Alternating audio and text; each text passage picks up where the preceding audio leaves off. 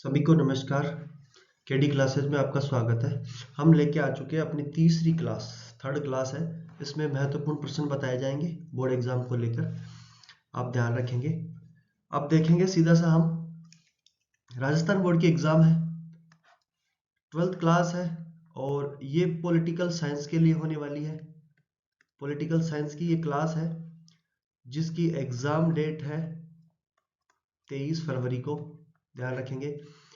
Book पुस्तक का नाम है समकालीन विश्व राजनीति। इसमें दो पुस्तक चलती है, पहले वाले वीडियो में बता चुका हूं आपको कि दो पुस्तक है इसमें, जिसमें पहली पुस्तक का नाम समकालीन विश्व राजनीति है और जो दूसरी है वो स्वतंत्र भारत में राजनीति। समकालीन विश्व राजनीति में जो महत्वपूर्ण प्रश्न आने की संभावनाएं है पूर्ण रूप से, उनकी चर्चाएं करेंगे हम।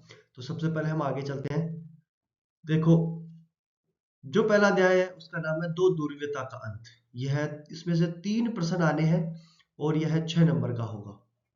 यह 6 नंबर का होगा, इसमें से 3 प्रश्न आने हैं, यह 6 नंबर का होगा, जिसमें से एक वस्तुनिष्ठ आएगा, एक रिक्त स्थान आएगा और एक निबंधात्मक आएगा। तो हमें इसमें टारगेट क्या करना है? बड़े प्रश्न को टारगेट करना है। सबसे पहले मैं बात करूं जो महत्वपूर्ण प्रश्न है उनमें से, बर्लिन की दीवार। बर्लिन की दीवार के बारे में जानकारी लेनी है। इसका निर्माण कब हुआ, इसे कब गिराया गया, कितने वर्षों तक रही, यह किसका प्रतीक थी, इन बातों की चर्चा हम आगे भी एक बार कर लेंगे।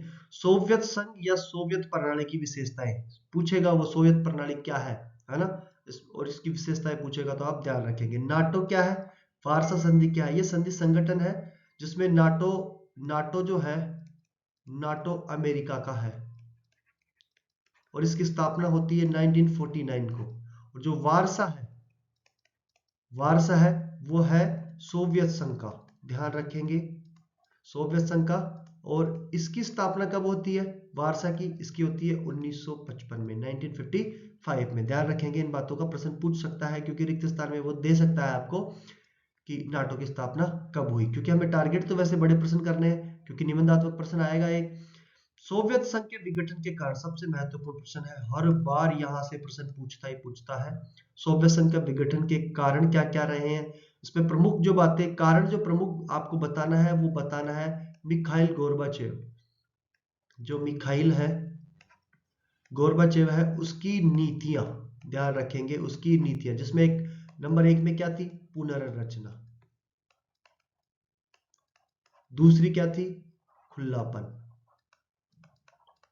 है ना। इसका मतलब क्या हो गया? परिस्थितिका और ग्लासनोस्ट की नीति, दोनों नीतियों को ध्यान रखेंगे। प्रभाव क्या रहे?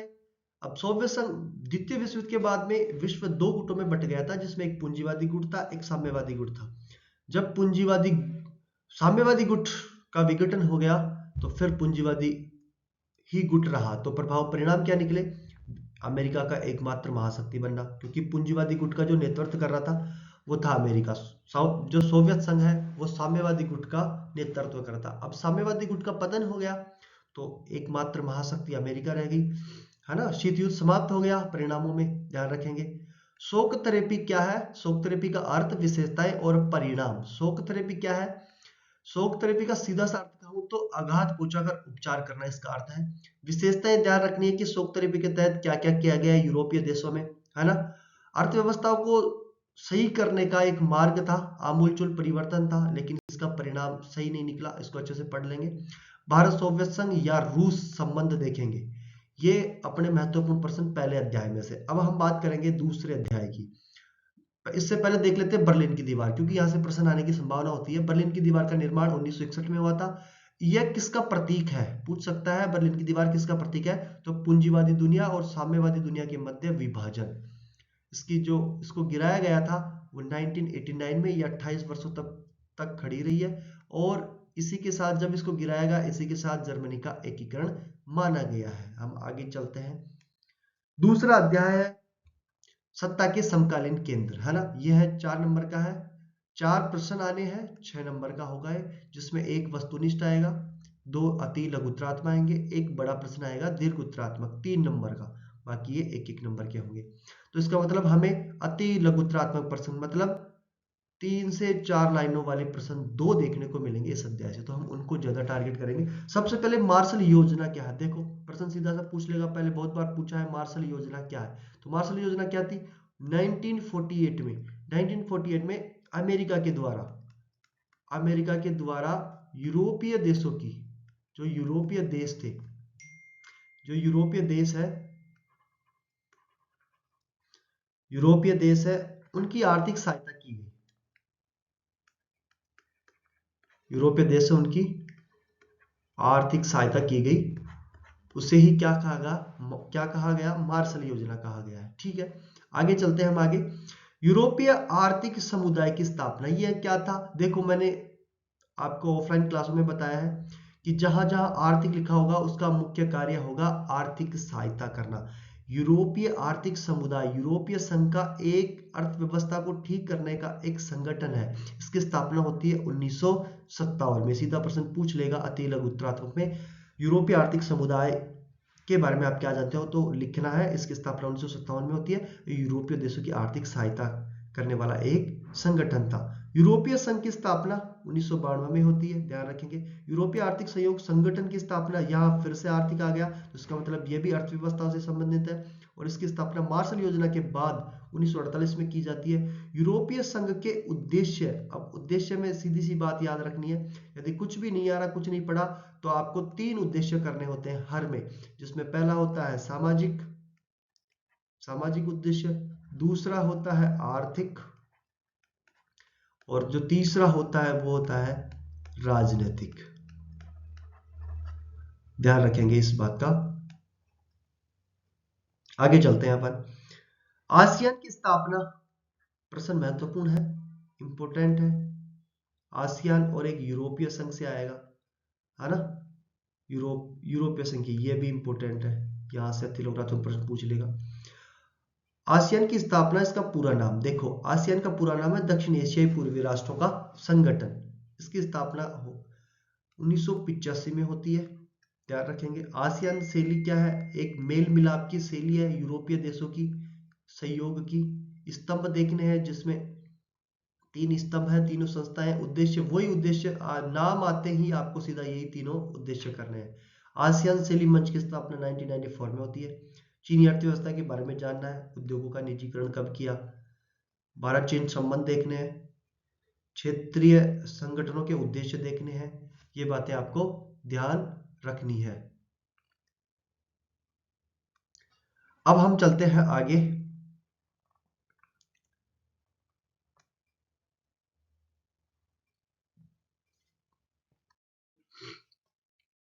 अध्याय 3 की तरफ चलते हैं अपन। अध्याय 3 समकालीन दक्षिण एशिया अध्याय का नाम है। इसमें से 5 प्रश्न आने हैं 6 नंबर के, मतलब कि छोटे प्रश्न आएंगे। सबसे पहली जो बात है, दक्षिण एशिया क्या है? दक्षिण एशिया मैंने ऑफलाइन क्लासों में अच्छे से पढ़ा है।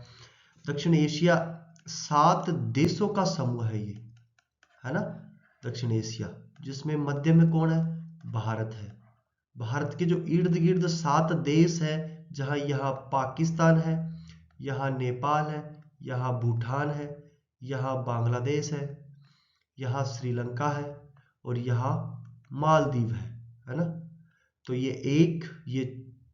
6 बाहर है, एक भारत हो गया मध्य में। तो इन 7 देशों का जो समूह है उसे दक्षिण एशिया कहा गया है। दक्षेश क्या है? दक्षिणी एशियाई क्षेत्रीय सहयोग संगठन। दक्षिणी एशियाई क्षेत्रीय सहयोग संगठन सार्क का पूरा नाम है, इसका ध्यान रखेंगे। ये दक्षिणी एशिया के मध्य एक संगठन है जो सहायता करता है, आर्थिक सहायता करता है ना, इस बात का ध्यान रखेंगे। आगे चलते हैं। साप्टा यह है दक्षिणी जो एशिया है उसका एक मुक्त व्यापार क्षेत्र है, मुक्त व्यापार एक संगठन है, ध्यान रखेंगे। इसके आगे देखेंगे भारत की लुकिस्ट नीति एवं एक्टिस्ट नीति। देखो, भारत की लुकिस्ट नीति 1991 में आती है और एक्टिस्ट नीति 2014 में आती है। दोनों का एक ही कार्य है, आसियान और जो दक्षिणी पूर्वी एशिया के जो देश है, दक्षिणी पूर्वी एशिया के जो देश हैं, उनके साथ सहयोग की नीति अपनाना, व्यापार करना, आर्थिक सहयोग करना, ये भारत की लुकिस्ट और एक्टिस्ट नीति के कार्य थे। भारत पाकिस्तान के मध्य विवाद, अब विवाद आपको कर देने हैं, विवाद कारण पूछ सकता है, संबंध पूछ सकता है, कुछ भी पूछ सकता है। विवादों में प्रमुख जैसे जल विवाद था सिंधु नदी को लेकर, सीमा विवाद रहे हैं, कश्मीर को लेकर विवाद रहे हैं, इनको आप देख लोगे। श्रीलंका में जातीय संघर्ष रहा है। जातीय संघर्ष कैसे रहा है? क्योंकि अपने जो तमिलनाडु का जो नीचे का क्षेत्र था वो सीधा कहाँ जाके बस गया था? श्रीलंका में, जिसमें से जिनका एक संगठन था लिट्टे, और जो श्रीलंका में जाति थी वह थी सिंहली जाति थी। इनमें लिट्टे में और तमिलों में, जो तमिलों का लिट्टे संगठन है उनमें और सिंहली समुदाय में एक संघर्ष रहा है। इसको आप देख लेंगे एक बार। इसके बाद में हम आगे चलते हैं अध्याय 4 की तरफ। अध्याय 4 की बात करें तो अध्याय 4 का नाम है अंतरराष्ट्रीय संगठन।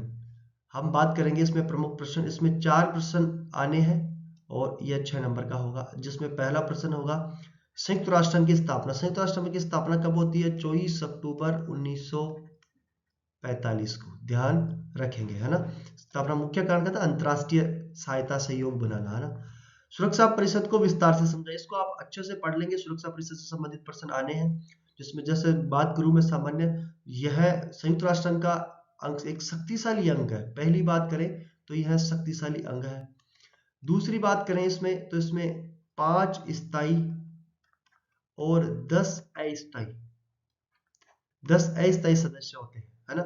ये स्थायी सदस्य हमेशा के लिए चुने जाते हैं, इस बात का ध्यान रखें। इनका 2 वर्ष पे चुनाव होता है। आगे चलते हैं, विटो के अधिकार से क्या समझते हैं? देखो, विटो का सीधा शाब्दिक अर्थ पूछे तो आपको करना क्या है? मैं मना करता हूं। यह स्थायी देशों को ही प्राप्त है। यह सिर्फ और सिर्फ जो 5 स्थायी देश है उनको प्राप्त है।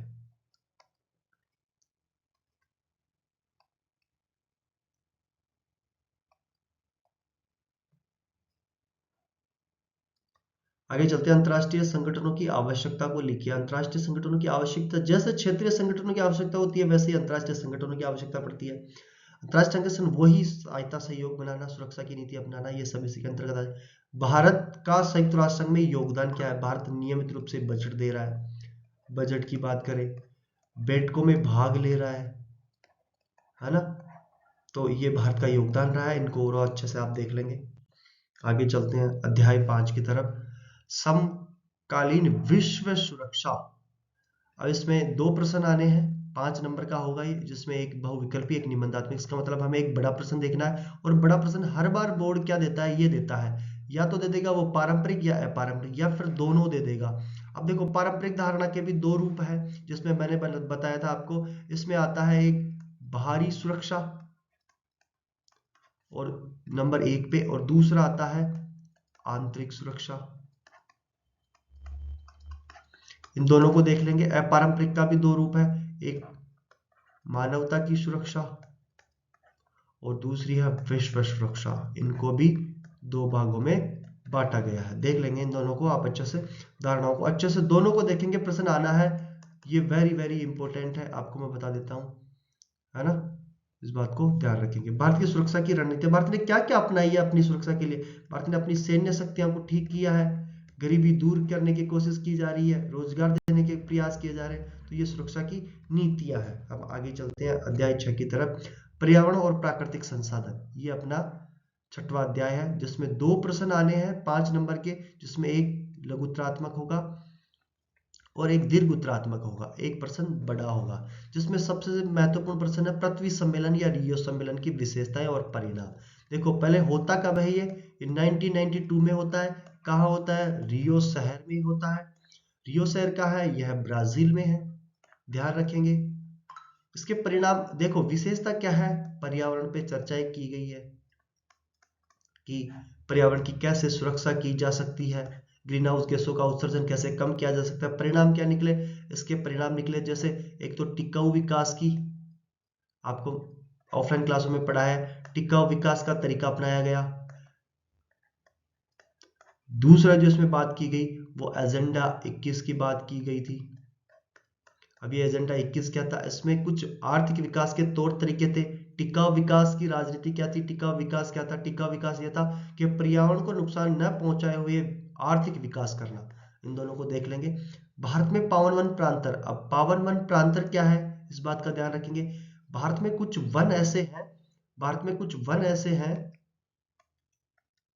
भारत में कुछ वन ऐसे हैं जिनको भारतीय धर्म के अनुसार पवित्र माना जाता है। कहा जाता है कि कुछ ऐसे जैसे कि खेजड़ी हो गया, कुछ और भी है जैसे पीपल हो गया, है ना, इन पेड़ों को पवित्र माना गया है। इसे ही पावन वन प्रांत कहा गया है। कहा गया है कि भारत में जो पावन वन प्रांत है वहां पर देवताओं का वास माना गया है, देवताओं का वास माना गया है। इसे यहाँ पर पुण्य आत्माओं का निवास माना गया है ना, ध्यान रखेंगे। आगे देखते हैं, इनको पावन वन प्रांत कहा गया। ऐसे वृक्ष या वन जिनको भारतीय संस्कृति के अनुसार पवित्र माना गया है वह पावन वन प्रांतर है। पर्यावरण में भारत का योगदान देखेंगे। भारत ने पर्यावरण के लिए क्या क्या किया है, कौन कौन सी नीतियां अपनाई है ना, वो सब कुछ संधियां, कौन कौन सी संधियां की हैं, तो इन सब बातों को देख लेंगे हम। अब लास्ट अध्याय अध्याय 7 की तरफ चलते हैं। वैश्वीकरण। वैश्वीकरण से जो महत्वपूर्ण प्रश्न है उनमें से पहला प्रश्न जो है वैश्वीकरण का कारण। देखो इसके कारण और कारक पूछ सकता है, हमेशा से पूछता है, या एक कारक या कारण को दे देगा। इस बातों की चर्चा आप करेंगे। अब इसमें कारण में क्या है, वैश्वीकरण के कारणों में क्या है। वैश्वीकरण के कारण 3 बताए गए हैं या कारक हो, जिसमें पहला था प्रौद्योगिकी, दूसरा जो कारण या कारक है वो विश्वव्यापी पारस्परिक जुड़ाव है, तीसरा जो है वो आर्थिक प्रवाह में तीव्रता। ये 3 कारक है, इनमें से एक पर्टिकुलर एक पूछ सकता है आपको, है ना, इस बात का ध्यान रखना। पूछ लेगा प्रौद्योगिकी, वैश्वीकरण के प्रौद्योगिकी को समझाइए, तो आपको इन सबको देख लेना है। वैश्वीकरण का भारत पर क्या प्रभाव रहा है, भारत ने वैश्वीकरण से भारत को क्या क्या लाभ हुए हैं, भारत ने क्या क्या नीतियां अपनाई है वैश्वीकरण के आधार पर, और कैसी संस्कृति में बदलाव आया है भारतीय संस्कृति में, वो आप देख लेंगे। WSF वर्ल्ड सोशल फॉर्म, ये प्रश्न पहले पूछा गया है, फिर से पूछ सकता है ना। तो इसमें क्या है, वर्ल्ड सोशल फॉर्म, इसकी जो पहली बैठक होती है वो होती है 2001 में, और कहाँ होती है, ब्राजील में होती है। इसकी जो चौथी बैठक है वो होती है मुंबई में, और ये कब होती है, 2004 में। हर वर्ष एक बैठक होती है इसकी। अब इसमें एक प्रश्न और बता देता हूं मैं, वैश्वीकरण का अर्थ, वैश्वीकरण का अर्थ पूछ सकता है, तो इसका अर्थ होता है प्रवाह। ठीक है, ठीक है, आप आराम से एग्जाम दें। पूरे प्रश्नों की जो समकालीन विश्व राजनीति उसमें से कुछ महत्वपूर्ण प्रश्न मैंने आपके सामने रखे हैं, इनको आप एक बार देख लें और पूरा अध्ययन करें। जय श्री राम, राधे राधे।